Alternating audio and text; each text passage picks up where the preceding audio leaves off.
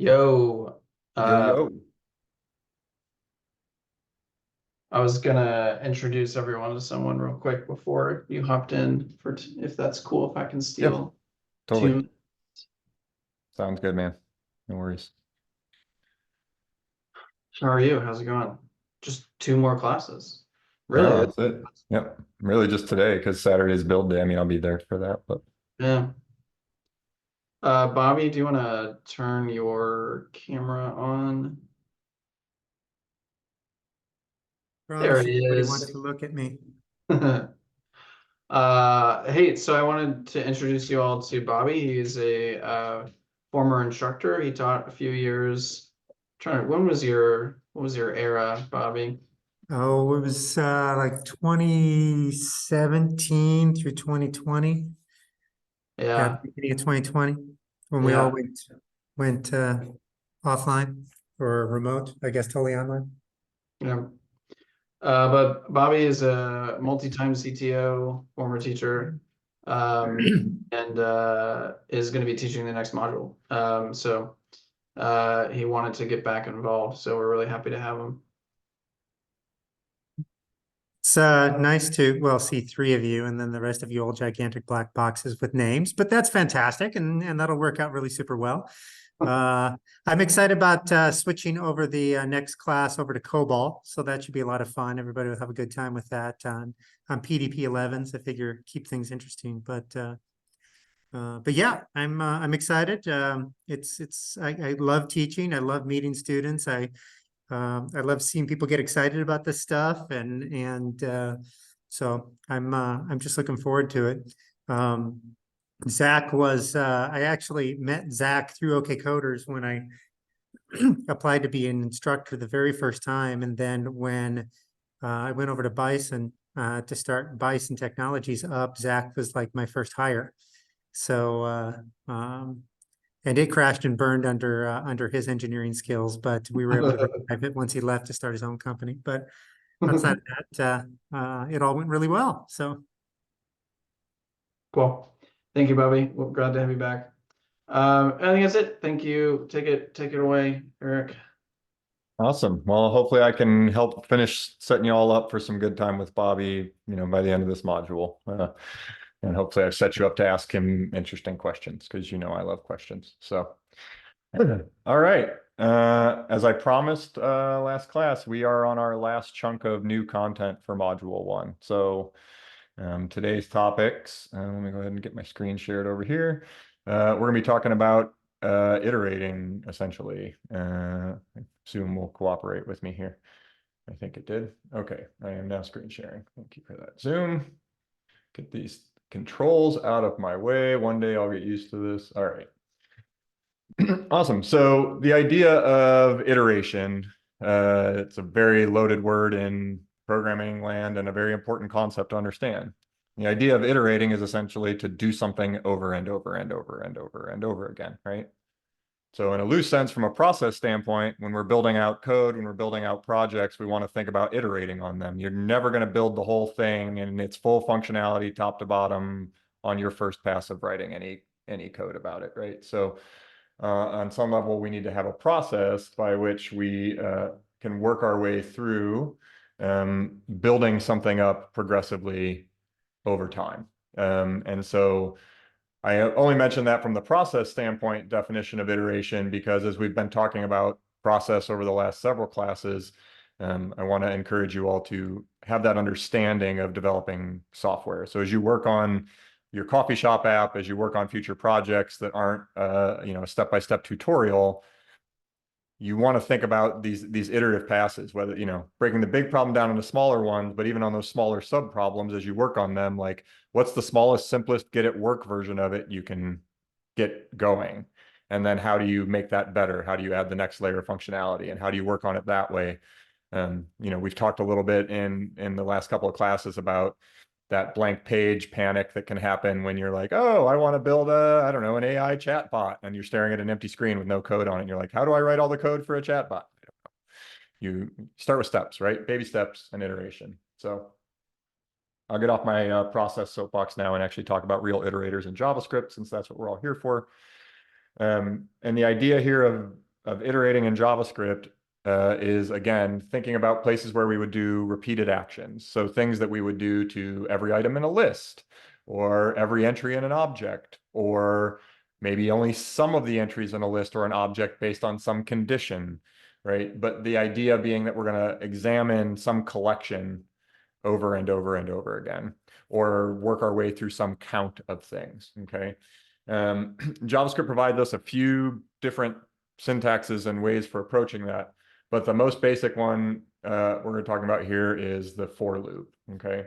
And so before I get into all of the pre-existing lovely like written code examples, we're just going to throw up a new one here in a browser console for you all, just to kind of walk through this. Always fun to try to do this in a REPL in class, but here we go. Okay, so let's say like I have a list. So let's just do const list equals foo, bar, baz, everybody's favorite generic variables, right? Okay. And now what I want to do is print out each item in that list. We'll just console log them out. So I could do this the fun way of console.log list 0. Hey, there's foo. And we could repeat that. And I could do list 1. And there's bar, and so on and so forth. And you can see this is pretty quickly going to get tedious, especially when this list scales from 3 items to 3 million items, right?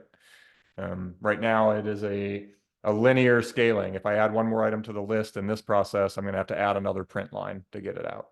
This is not terribly helpful. We could write a little loop.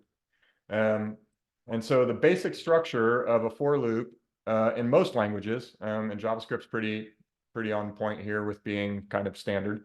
We're going to start our for loop with providing it 3 basic arguments, okay? You've actually already written a couple of these in your projects in the Free Code Camp exposure, hopefully. So this won't be the first time you're seeing it. But essentially, we start with an initializer. So we have some value that we're starting with. Very commonly, this is that is a common starting point for a for loop. There's nothing special about I. It is just a common variable choice for the index. And what we're about to do here is walk through each index in this list and print out the value that's in that spot. So I can go ahead and use I, right? The second, notice the semicolon here because I'm separating statements just like we do in our code. The second statement I have to provide this for loop is what the condition is under which it should keep running, okay? So in this case, we want to know while I is less than the number of items in our list. So I can dynamically here use list.length, right? And my length of my list, sorry, that autocompletes in your way. My length of that list is going to be 3. So what we're saying here is start with I at 0, and then as long as I is less than 3, keep doing the thing, okay? And then the last one optionally is essentially your incrementer. So it is a tiny expression that gets run on each iteration of the loop. So in this case, I want my index to just move on to the next one. So I++ would be the common way to do that. Okay. And so now, again, reading out this for loop in kind of human language, we're saying, let's start an index value at 0. As long as that index is less than the length of my list, go ahead and increment the index. It's going to do this bit after each pass through the code that's in my curly braces here, okay? So I may have worked myself in the REPL here. Okay, I did not yet. So what we can say here now is I can do console.log. And what I want to log out is list, just like I was before. But now instead of passing a hard-coded index, I can hand it the current value of I, right? And so now this is going to, on the first pass through the loop, I will be 0. So it will log out the first item in our list, right? Because our lists are 0-based indexes. And then it will hit that I++. And then the next time around, I is going to be 1. So it's going to print out the first item. And then I will be 2, and it'll print out the second item, which is the last item in the list. Sorry, third item, last item, index 2. And then at that point, on the next check, I is going to be not less than list.length anymore. It'll be 3. So it'll be the same as list.length, and equals and less than are not the same. So that middle condition is false. So it will stop running this code and move on with its life to whatever comes after this for loop. Oh, look, magic. Printed out all 3 lines. I didn't have to write new bits of code, right? And if I made list 30 times long, my for loop wouldn't change at all. It would print all 30 items. Make sense? Okay. All that is critical about this can be an initializer of any kind of variable you want. The middle has to be a condition that evaluates to some Boolean expression. So in this case, truthy or falsy, right? And then the optional incrementer. Now, keep in mind that if you don't increment, we're going to have this loop could potentially run forever, right? If I never increment I'll just be 0 on every pass, which means it would never be greater than list.length or equal to list.length. And so you get stuck in an infinite loop where this code would just run forever or until the browser crashes or the computer crashes or whatever other fun things happen when you write infinite loops, okay? So that's our basic structure of a for loop, and probably the most common and straightforward iterator or iterative process that you would use to do repetitive actions here, okay? Quick question, minus crashing, is there something or debugger trick or something that would let you know you're in an infinite loop or? Not, I mean, the debugger is just going to continue to be run. If you're running a debugger and you actually can put a breakpoint in your loop, you'd be able to see it stop on each iteration. When you realize it's just running the loop every time and the I is never changing, then you've found your problem.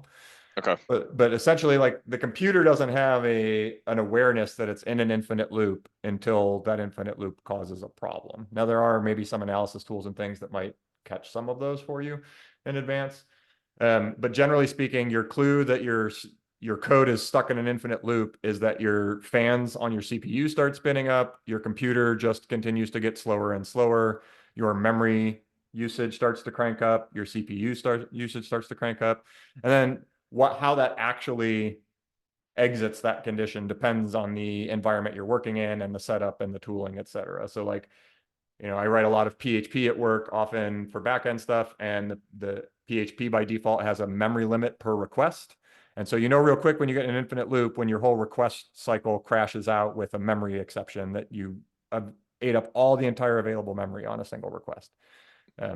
Makes sense, because basically not the behavior you would expect. And then, like you said, in the PHP example, it exceeds that limit and errors on you. Yeah, so you'll either hit a limit that of the language or the framework or whatever you're running the loop in, or you'll literally hit some type of hardware or processor limit where, like, your operating system's going to say this browser is just taking way too much memory. If you've ever been, for instance, like on a web page and you've gotten the warning from Firefox or Chrome, like, this script on this page is taking a long time to execute and the whole page hangs, there's a chance that their script is stuck in a loop, whatever script that is that's running. Either that or they're trying to scrape all the data off your computer so they can ransom you later or something like that, right? Perfect. Thank you. But yep, that's the big idea. If you hear the fan spin up and the code seems like it's going nowhere and stuff's hanging, there's a decent chance you've written yourself into a loop that you're not getting out of. It's a little less common to do that to yourself in a regular for loop. It is a really common thing to do to yourself in a while loop. So if I wrote this same loop, I could do the same thing that says, we could do let index equal 0, cool.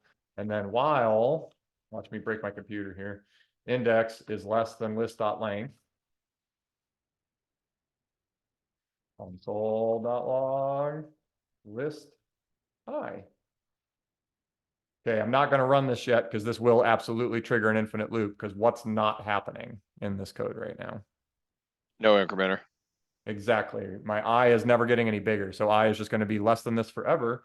And a while loop is very similar to a for loop, except we get rid of the other 2 parameters in our setup. You just give it a condition that's true or false. And as long as that's true, what's in the brackets will keep running. And if it's false, it will stop. So it will check once on each time.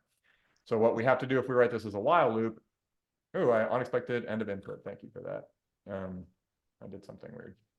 Why is it not letting me write the rest of my loop? Okay, my REPL is deciding it doesn't want to play nice anymore. Do you have to close your bracket?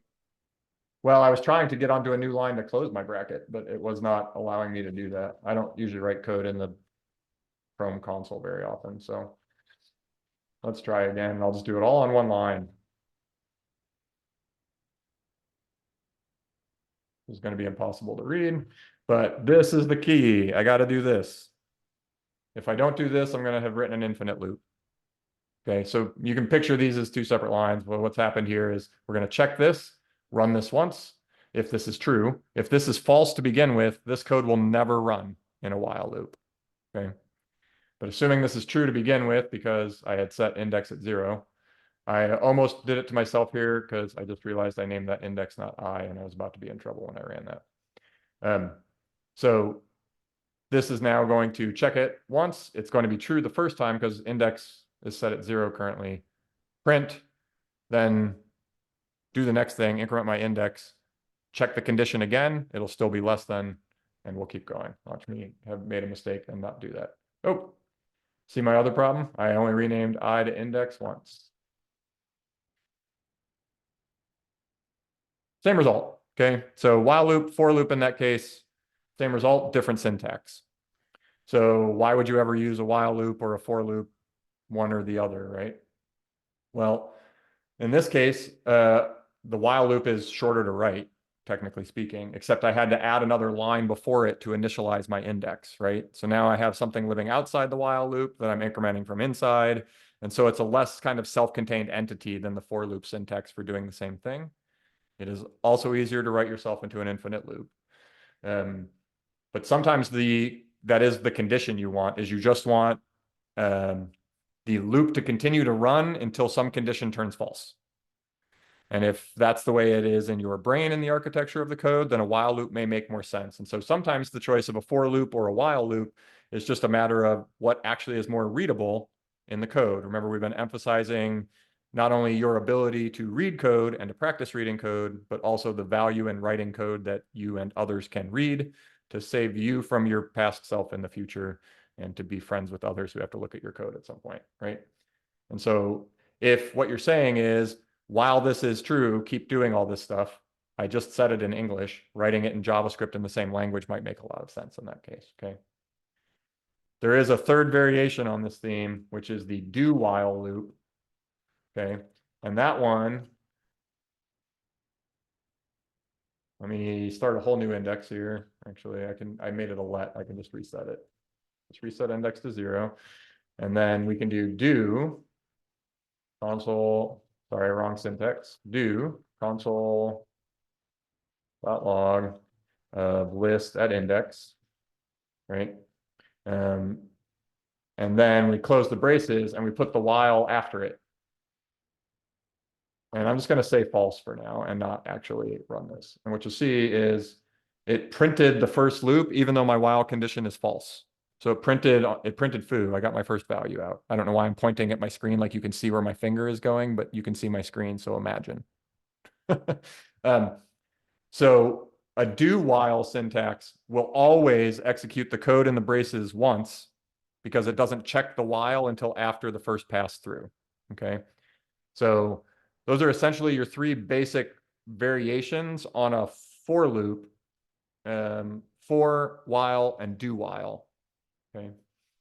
Any questions on those three before I show you for of and for in real quick, just for funsies?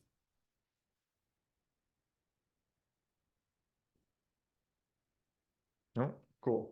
Okay. So there's another convenience syntax here, which is for item of list. Except those goes in parentheses. Sorry, I've been writing Rust earlier today.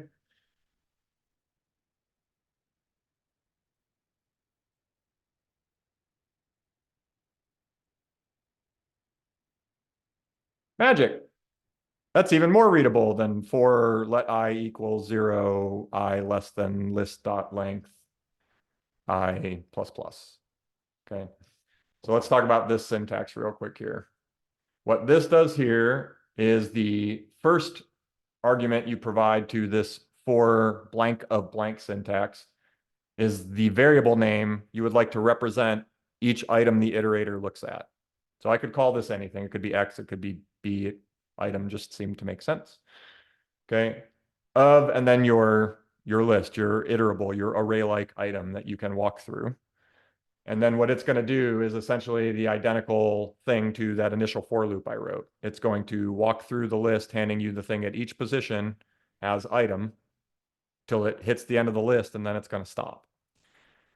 And that's part of the reason this syntax exists, is that is such a common thing to do when we're writing code, is to say, okay, hey, I have this list or collection of items, and I want to walk through and do something with each one of them, or do something based on each one of them. And so that's where this syntax is useful for something of something. And that second something needs to be an iterable, like an array. There is also a similar syntax that is for item in list.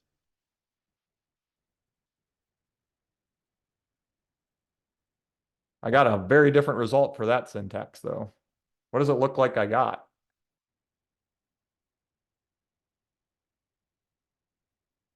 The index number or the position in the array. Yeah, and so what I technically actually got here is the key. We talked about key value pairs, right? And so the for in syntax instead of for of syntax will walk over the enumerable, meaning visible to you, properties of an object and give you each one of those. Well, my object in this case wasn't really an object, getting away from the everything in JavaScript's an object thing for a second. It was an array, right? So in my array, if I want to walk over all the keys in my array are my indexes, right? So it's not identical, but we could write this list structure very similarly. We'll call it object list by saying 0. I can type, I have to make it a string here because of the object rules. 2, 1, R, 2, yes, right? And so here, I basically defined a very similar data structure to what that array is, right? And if I do for, let me write it out this way so you can see it. For key in object list, let's just log it out. 0, 1, 2, just like we got before, right? Because it's walking over the properties of the object, and those properties are 0, 1, and 2 in this case. But if I go back to the other syntax,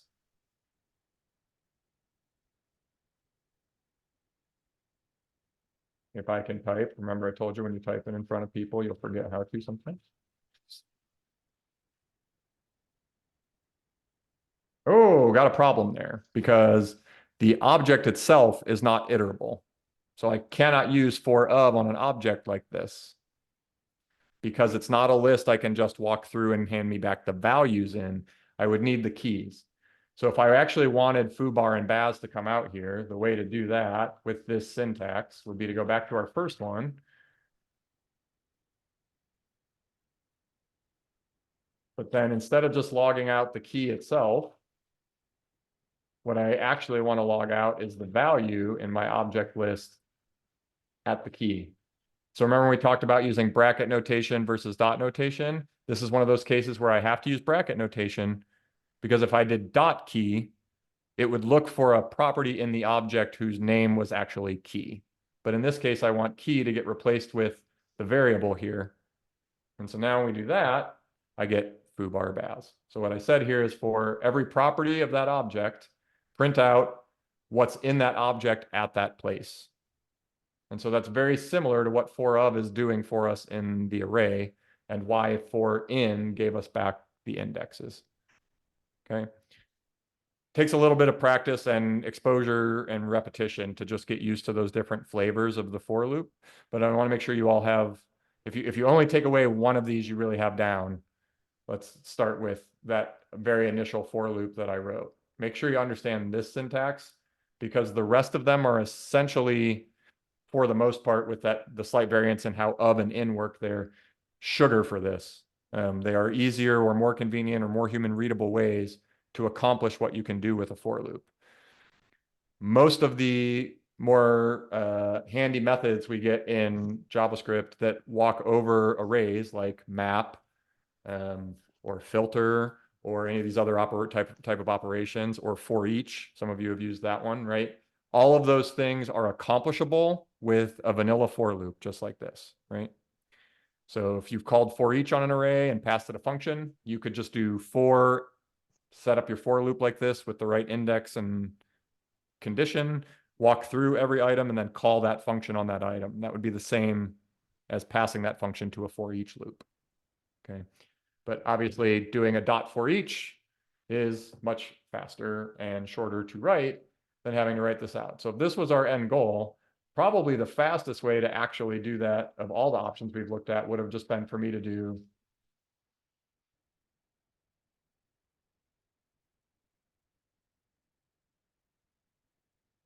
right? And we looked at that syntax last class, same thing. This to me is the like most readable way to do what we just did. But for loops are incredibly powerful and a very core foundational programming concept. So understanding the idea of setting up some kind of counter or index, incrementing it in some fashion, and checking it on each pass through the loop is a really kind of core programming structure to work on getting your head wrapped around.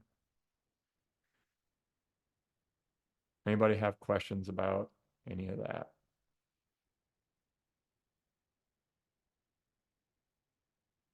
All right, quiz time real quick. What if I have a two-dimensional array?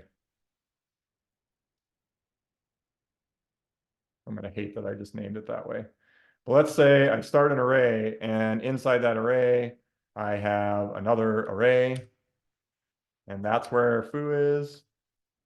And then we have another array with bar and baz in it. And so now I have this magic array, right? Which is an array of two other arrays, one which has one item in it, one which has two items in it, right? So at index 0, we've got an array with foo in it, and at index 2, we've got an array with bar and baz. If I still want the same end result of just printing out foo, bar, and baz, what am I going to have to do here? Anybody got a hunch?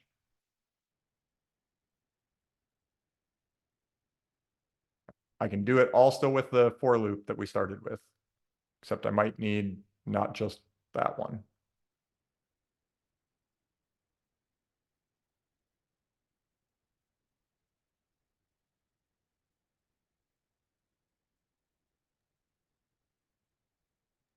In the curly brackets would, oh, hold on. No, never mind. Okay, so I'm going to show you all a common pattern that you may or may not run into soon in your projects, which is a nested for loop. So there is no new content here. It's a new idea, but I'm not teaching you any new coding we have not already looked at in this demo. So don't let it overwhelm you. It's also going to be hard for me to write in a REPL. So we're going to move to something else here in a second. But let's just assume I could do I, and then we're going to do I less than. In this case, I need to walk through the outer array first because I need to go get that inner array. And then I need to go get the other inner array. And then when I'm in there, I need to unpack those also, right?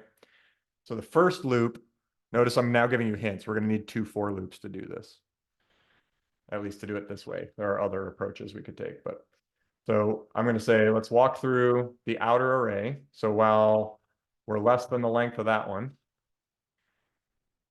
go ahead and do a regular, very typical, just walk through it one by one for loop.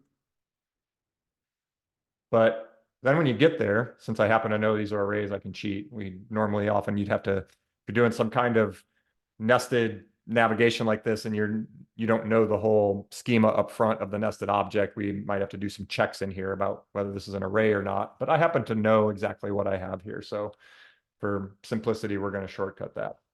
So commonly I'd use J here. That's a common convention. Again, could be whatever, could call it inner loop or inner index or whatever I want to call it, but I'm going to use J. And then I can say, while J is less than the 2D array at I dot length. J++. And then what I want to log out is console.log 2D array at I at J. Close up my curly braces and see if I screwed that up. Oh, it's magic. Coding is fun, isn't it? Okay. So let's just unpack what's happening here real quick, and then we're going to go to our index HTML file for the day class examples and do some more kind of pragmatic examples, not in a REPL here. But what I did here, right, is I said, okay, basically think about this outer for loop as walking the outer array. So that's my 2D array, which says it's just an array of arrays. Then while we're walking through that, at each step in there, so at each I, in this case I have 0 and 1 as my two i's, start a new for loop. So when I is 0, we're going to start a whole new for loop, and we're going to count through all the items in the array at 0. Then we've run out of those because we've reached the end of that array. So this loop is going to finish. It will have printed the items. The inner loop finishes. I will then become 1 because we've hit the end of the outer for loop. So when I becomes 1, now 2D array I is this array, bar baz. So my length is 2. So it's going to run this inner loop of j twice and print out bar and baz. Then it will pop back out to the outer loop where we will be incrementing I again. And at that point, I is going to hit 2, and 2 is not less than the length of the outer array, so we're done. Okay. So this nested for loop structure is a common convention for when you need to deal with one thing you can iterate over being nested inside of something else you can iterate over. And I think that we've kind of rabbit holed enough into nested for loops now. Let's go look at some real examples. Feel free to fire off questions if you have them about any of that. I have access to chat. Making sure I have all the right chat threads so I didn't miss anybody here while we switch gears slightly. Some of you are slackers and some of you are zoomers. Okay, we're all caught up. Looks good. All right. So again, here is the simple example. We're going to uncomment these out one at a time. Okay, so here is our example for loop, very similar to what I was writing in the REPL there.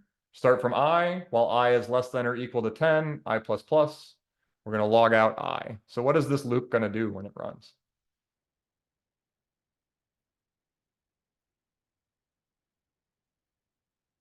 It's going to print I line by line until it gets to 10. So 1, 2, 3, 4, 5, 6, 7, 8, 9, 10. It's going to count from 1 to 10. That's the theory, right? Let me make sure I don't know what else is commented. Let me comment this stuff out here real quick too. All right, and let's open this puppy up live and see where it goes. Where did you just open yourself? Not here. I don't know where my default browser went, but we're coming over here.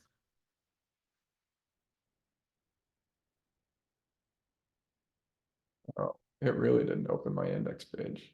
That's interesting. Oh, because I'm not in the root when I hit live server, that's why. Okay, fun times. Let's go into day 7. And nothing on the page, but ignoring the stuff that I hadn't commented out quickly enough. We'll come back to the bottom there. Ignore all this because that's code I missed commenting out. But if we look at what's up here, exactly as Neil hypothesized, numbers 1 through 10. Right? We logged those out. Okay, so there's our review of the basic for loop.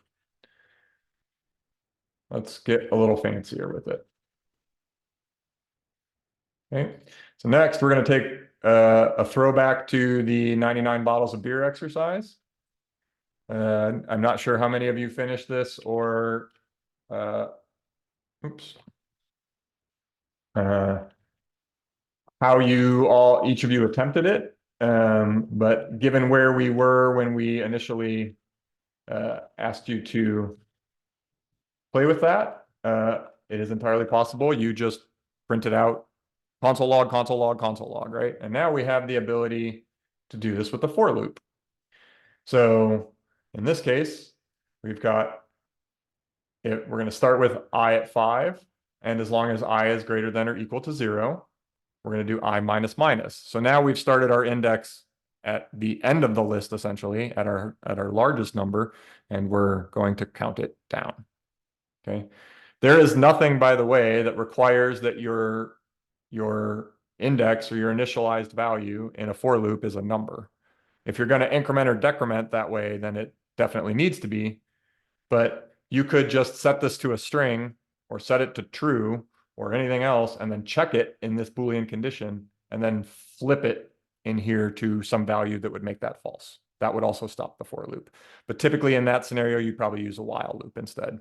Set something to true, and then run the while loop until that thing becomes false. Okay. So now we've got some of our Boolean logic in here, which we've gotten into now, right? So if our I is greater than 1, otherwise, if it is 1, otherwise. So let me do a little folding here just to help visualize that structure real quick so you all can help explain it to me. Why does that region not want to fold? That's weird VS Code. Can't fold the else if, apparently. Neat. Well, I was going to try to fold it to make it more obvious. Why do we need to do this check? What's going on here? What's the point?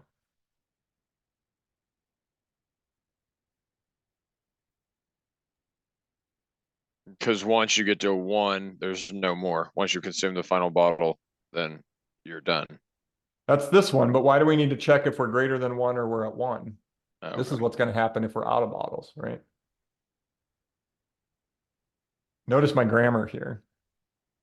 If we only have Oh. one bottle, we can't have bottles. So we have to Si- change the phrase. here. Singular versus plural. I got you. Yep, exactly. So as long as we have more than one bottle, we want to say bottles of beer. And then we're going to say, take it down and pass it around. And then we're going to tell you that there's one less bottle of beer on the wall. Okay. Otherwise, we're going to tell you you have one bottle left. And if neither of those is true, then that means I is not greater than 1 anymore, and I is not equal to 1. So if it's not greater than 1 and it's not equal to 1, then since we're counting down, we must be at 0 bottles. So we can say we have no more bottles, right? And so if I go back to my page, which hopefully let's go up there and refresh. Hey, look, it's a magic song. 5 bottles of beer on the wall, 5 bottles of beer. Take one down, pass it around, so on and so forth. So our song works, right? There are a couple of things we have here that are repetitive, right? So we are, this line here, console log out bottles of beer and console log out this one are identical except for that plural S. This one here is identical to this one except for the plural S. And these are also all identical, right? So there's some opportunities here. We could potentially get into some refactoring. You've all looked at template literals now. So we could do something silly like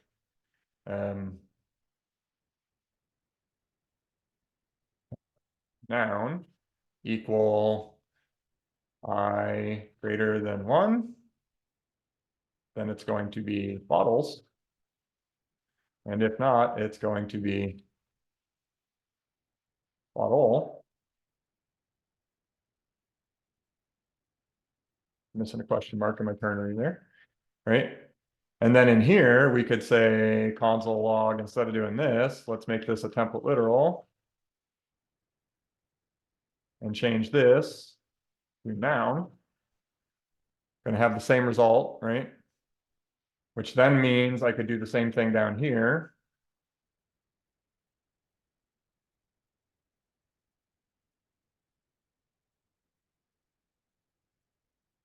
And now these two statements are identical, so arguably I could extract them out, and I could do the same thing for these next two, and then I don't have to repeat the console log statements, right? We have enough time to do that, so let's just do that real quick. So we can swap this one out also for the noun. Backtick, right? And then we're going to take one down and pass it around, and that's going to be the same because that is identical between these two, right? And so having done that, we can actually get rid of all of this and just say if I is greater than 0, we're going to do these 3 things. Else we're going to just do that. So all I did was use our template literals to make the language work for both the plural and the singular, but now we have to check where we're at, right? And I did that pretty fast, so I probably broke something, but you know, let's look. Oh, still got the song. Magic sauce. Okay, so the reason I'm bringing that up and did that there was nothing wrong with the previous code. Clearly, this is a little shorter, right? But I want to point out that that was iterative also as a process, right? I did my own for loop of programming there. We had written the first pass of the code and got it to work. It sung the song. And then I was able to look at it because it was working and say, hey, wait a minute. These 3 console log statements and these 3 console log statements are identical except for one word. Maybe there's a good way for me to condense that down and make it a little simpler, right? So cool, there's that. We could even do something like extract these 3 log statements out to a function. Let's just do that one for fun. Function print song line, and we'll pass it the number of bottles. And then all that function is going to do is we're going to take all of these and put them down there. But we also need to get our noun now. So this line would also move down there. And then if I is greater than 0, we are going to print song line at I. This made my code actually 2 lines longer because I wrapped it in a function. However, you can now see if I just fold this function, folding is being weird in VS Code today. Like I could bury this in another file or hide it at the end. And what's happening here is still pretty clear. From our first number down to 0 while you're counting down, if it's greater than 0, print the right line for the song. Otherwise, log we're out of bottles. We could arguably even move this print into our print song line and have it check if number of bottles was 0, then print that, right? And then our main code gets really short because we haven't effectively moved anything if I do that. So I'm not going to get into a refactoring rabbit hole because we've got a couple other things to cover today, and that's going to be time. But we kind of wanted to recircle back on all the various concepts since it's our last like new content class of other things you've done. So that's a rehash of for loops and iterators applied to 99 bottles of beer. Anybody have any questions about any of that?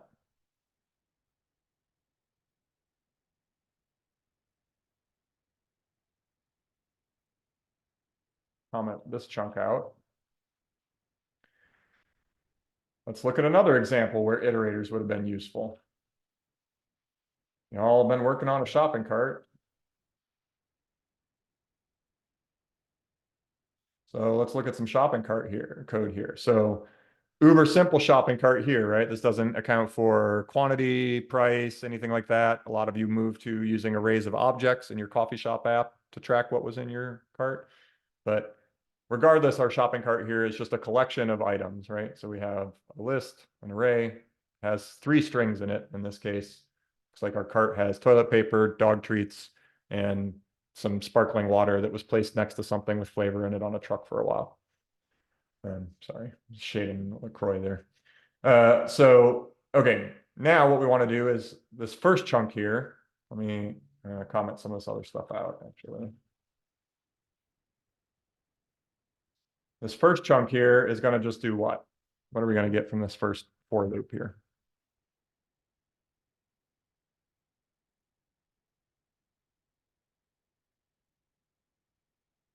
We're just incrementing our index until we reach the length.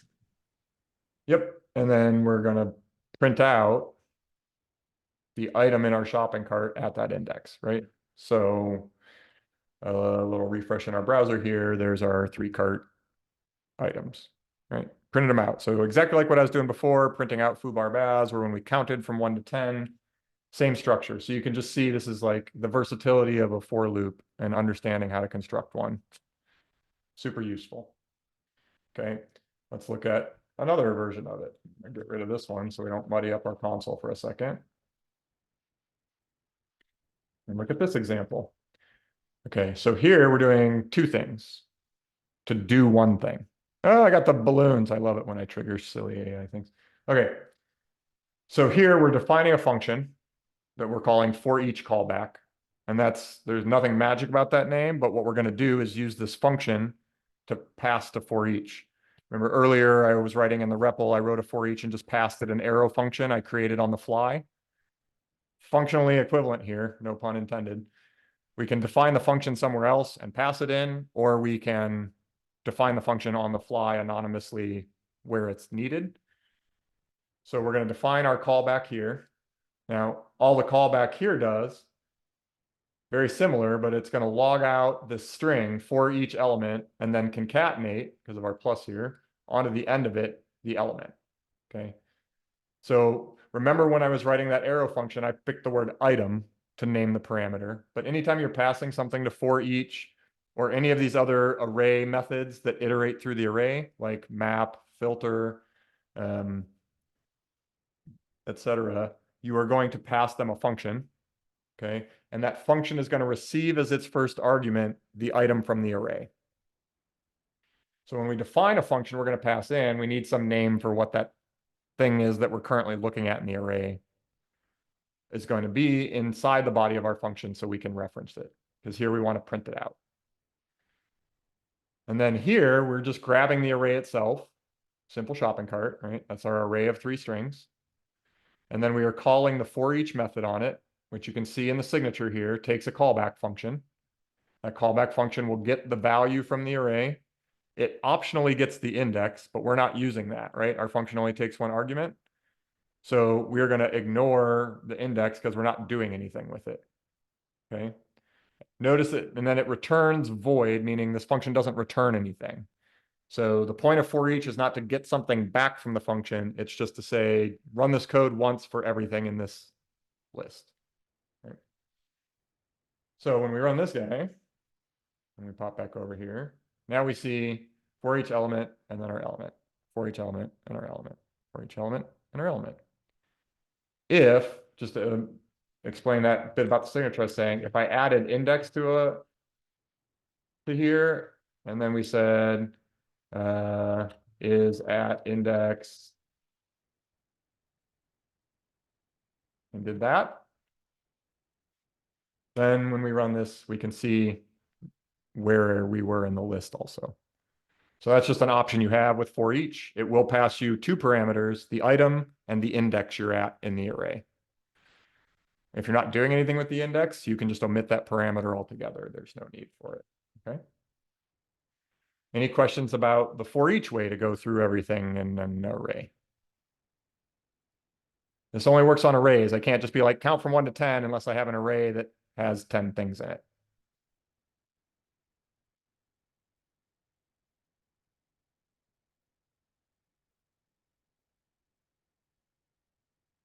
Okay. Similar flavor here. Okay. So this does exactly the same thing, but this is what's called an anonymous function because we've used the word function, but no name.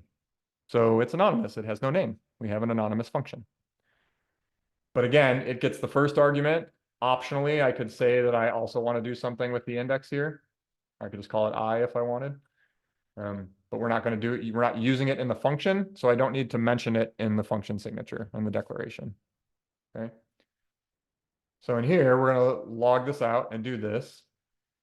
But notice, this is the same idea here. I'll comment this line for a second. When we did this and we handed it the callback, that was a named function we passed in as the callback function. Okay. Whereas here, we're defining that function in place, so it can be anonymous. It doesn't need a name because we're not passing it into anything. Okay. Anybody have a thought on why you would do a named function and pass it in as opposed to doing an anonymous one on the fly? Named you'd reuse, anonymous you wouldn't. That's exactly it. If I'm ever going to use this function for anything anywhere else, then it's useful to have it declared elsewhere. There may be other organizational reasons in a project that might make sense to you, but primarily the only functional advantage of a named function over an anonymous one in this case is that I could also use this function for other places because it's now just defined as a function. Okay. And then there's a third flavor of that, which is this is still just an anonymous function, but we've looked at this one already. It's just the arrow function syntax, which is much simpler syntax, terser, shorter. and fairly new to JavaScript, but this is a really common pattern to use for things like for each and map and filter, because it's so short and readable in the context of a callback, instead of having the word function in there and then curly braces and all that other stuff going on. Okay. So another way to run through a for each there.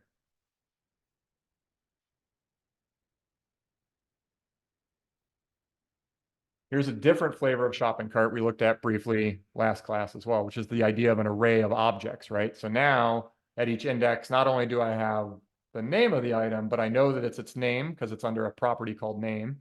I also can access its price and its quantity, right? And so now let's look at what we got going on in here with some fancy magic sauce iteration. So here we're getting our total price, right? And so what we're doing is saying, start with a total price of 0 because I haven't added anything to it yet, right? So, and we're using let because we're going to change that price, obviously. Standard for loop setup. So let's go ahead and start it. I, in this case, is going to represent the index in my shopping cart, which has 3 items in it. So we'll go ahead and start at 0, which will be our first item. Then as long as my index is less than the length of the shopping cart. And why are we using less here and not less than or equals to?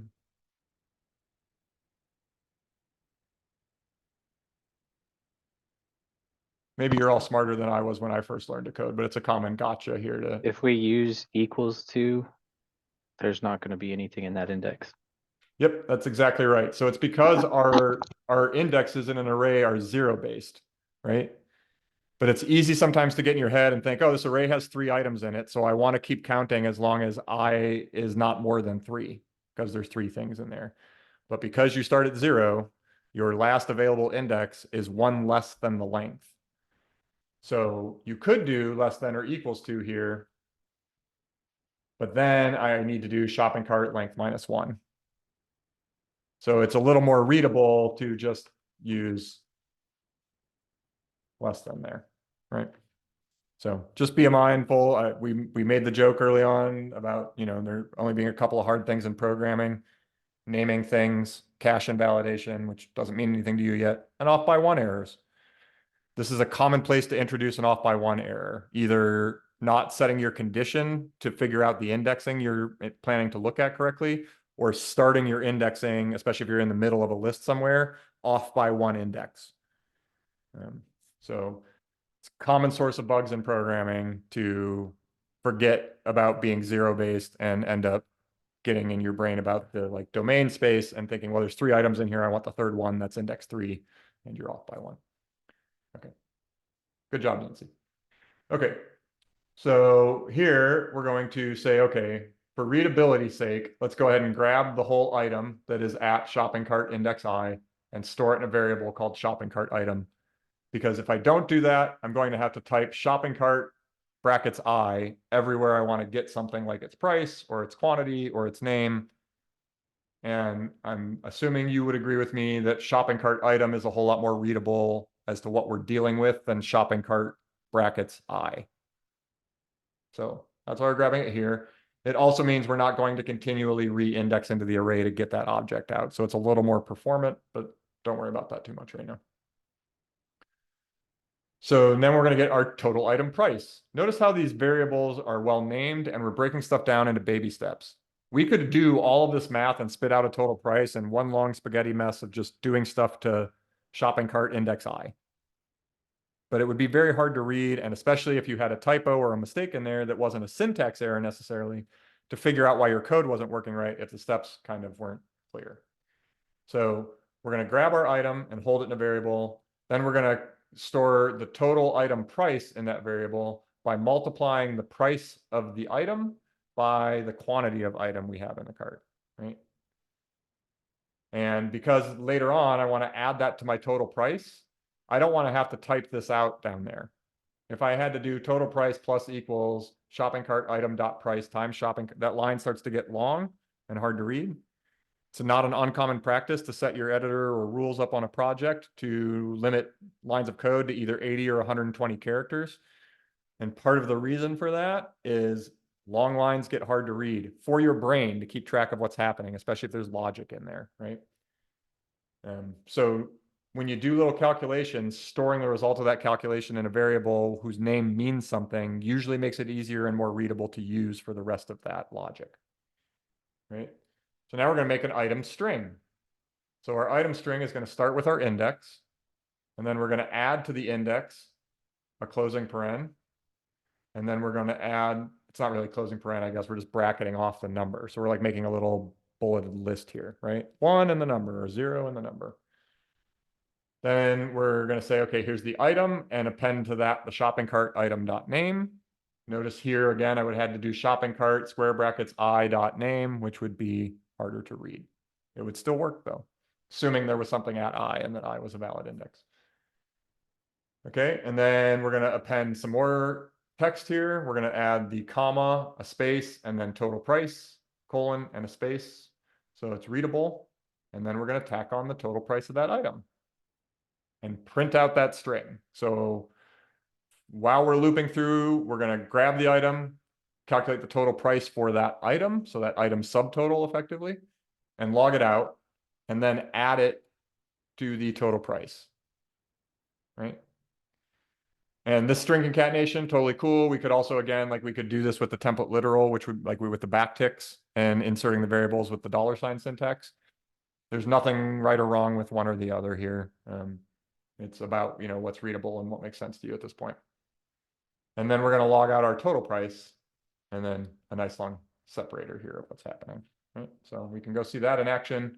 Here's our separator, the index, the paren, the space, item, the item name, then total price, and then what was calculated of the total price, right? So we had $5.99 and $21.98 for the first two total prices. And if we go back and look, you can see we had one item at $5.99 and two items at $10.99. So that math seems to check out. I think we're doing okay there, right? Cool. Any questions on that approach?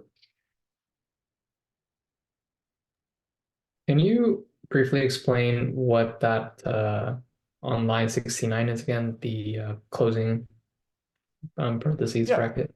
All that is, oh, hang on, I just commented out all the code. Let me get you back to the log print. It's just a display character for readability.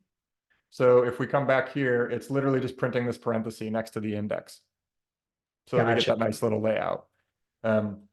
And you'll get a clue here that this parenthesis has nothing to do with bracketing logic or wrapping a condition because it's wrapped in quotes. So we just want a literal parenthesis there. It has nothing to do with JavaScript logic or wrapping stuff in parens. And you can see the syntax highlighting is helping me because that's orange and in quotes, and these parens are purple down here, right? Or yellow down here. The yellow versus purple on those parens, by the way, is just layers of nesting. So this for loop is out at the root level of my code. So is this console log. So we go ahead and mark this one in yellow as the default theming here or whatever. This console log is nested inside of this for loop code block. So it's switched to a different color for the paren there. So we can keep track of like, this is inside of another code block. It's just another hint. And again, that indent rainbow extension I mentioned a while earlier is also super useful for seeing that. Cool, great question. Awesome, thank you. You bet. All right, so we got a slightly different flavor here. Okay.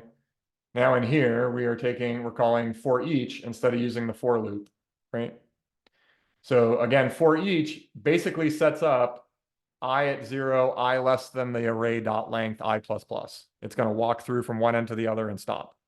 So it just, if you're always doing this and you don't need anything else fancy in your for loop setup and you're just walking through every item in an array, for each is just simpler syntax for that. But you can absolutely do it with a for loop. So we have to pass it a function. Again, this could be it could be an arrow function or a function we define somewhere else, but for each needs a function that gets handed. Hey, look, here we are using the index. It gets handed the item in the array and then the index of that item. Those are the two parameters that callback gets. We're going to do total item price, construct the same string, add it the same way. So the body of the function here is identical to what was happening inside of our for loop up here. So the only difference here is instead of writing all these lines out inside of a for loop, we wrote them inside of a function and handed that function to for each and said, hey, run this function on everything in the array. That's the only difference between the bits of code there. It's just the way we're wrapping what's happening on the inside. The logic is identical, and you can see so is our printout, except notice we're counting at 1, 2, and 3 here. This is a common thing to do. That's happening here because our start of our string is I+1 now. Not I plus. I would probably write it this way, but I don't know. Maybe it makes more sense to do what was there before. I would probably do the template literal in the end anyway, and I just broke it. No, I didn't. I jumped. Sorry for the cursor jumping there. So I just moved this up to the same line so you can see it a little more clearly, but we are adding 1 to the index before we put it in the item string. And so that's why in this version, when we look at our printout, it counts 1, 2, 3 instead of 0, 1, 2. So for the computer, zero-based indexes make a whole lot more sense, and that's how we work with them and we deal with it. But often for your end human users, lists that start counting at 0 look weird. So it is not a uncommon practice at all that when you're actually printing something out to be human readable from an iterator like this, that you add 1 to the index. So you start counting 1, 2, 3 instead of 0, 1, 2. But usually you only want to do that at display time, like when I'm showing it to the user.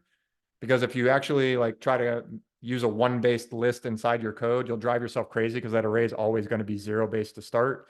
And you'll have to keep straight how you're shifting the indexes in your head all the time, or insert an empty item at 0 and skip it all the time. And all that just gets messy.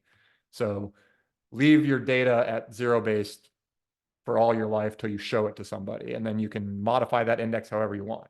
You could turn it into the words 1, 2, 3 if you wanted to instead. Right? Cool. That is the end of those examples. So that is touching on constructing a native for loop, while, do while, for of, for in, for each.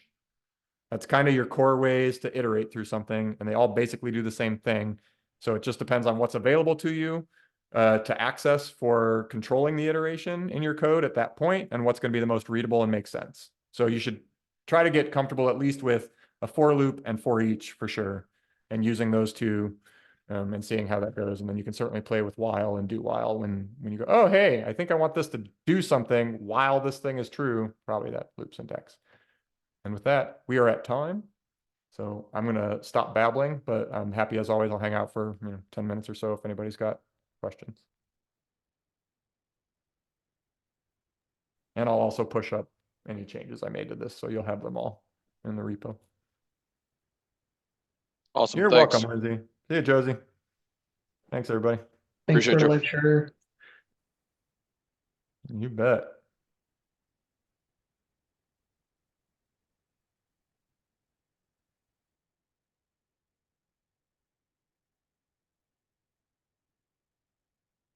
Any burning, pressing iteration questions from the few that remain?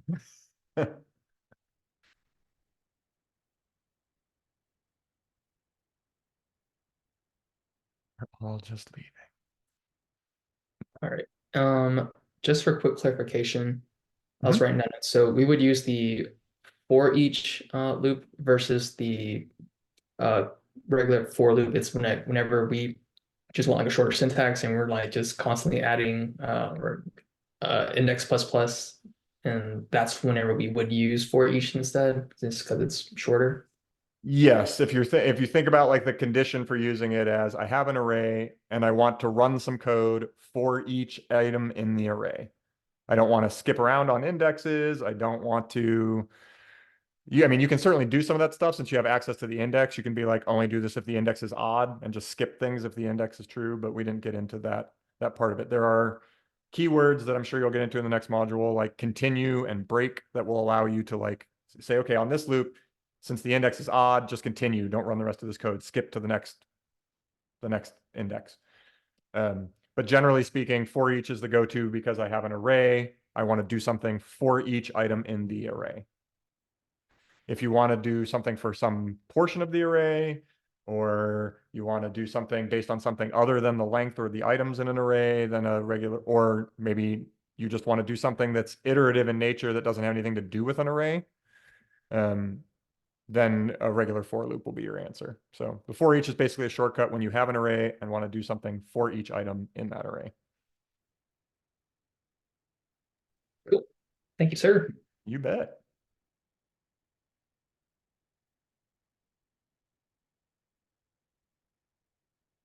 All right, no, I'm gonna take silence as either understanding or needing to go play, and either way, you all know how to find me in DMs and the OK Coders cohort channel. So those of you that are left, if you got questions, just fire them off. I'm here for it. And with that, I will see ya. Nice meeting you, Bobby. Take care. Thanks, everybody. See you soon, Bobby. Have a good night.